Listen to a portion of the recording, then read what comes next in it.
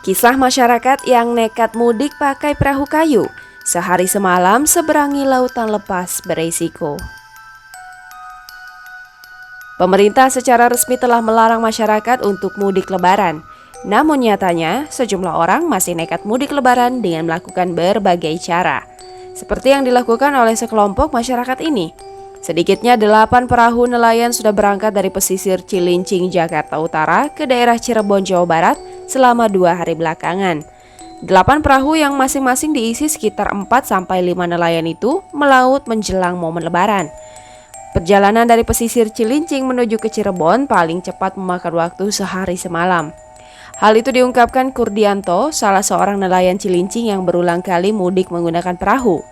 Para nelayan asal Cirebon yang berdomisili di Cilincing mudik dengan menggunakan perahu kayu yang biasanya dipakai untuk menangkap ikan.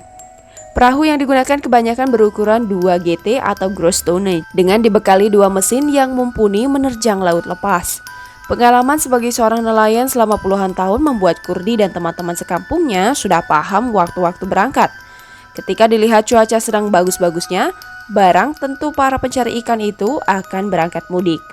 Selama perjalanan, Kurdi dan rekan-rekan nelayannya pasti akan bergantian memantau cuaca yang berpengaruh terhadap kondisi ombak serta angin.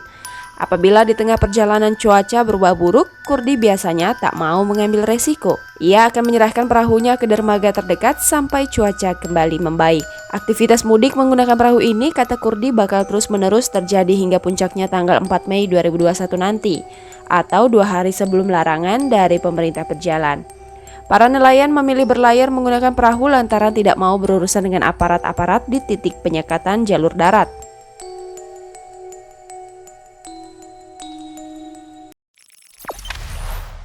Jangan lupa subscribe, share, komen, dan like ya!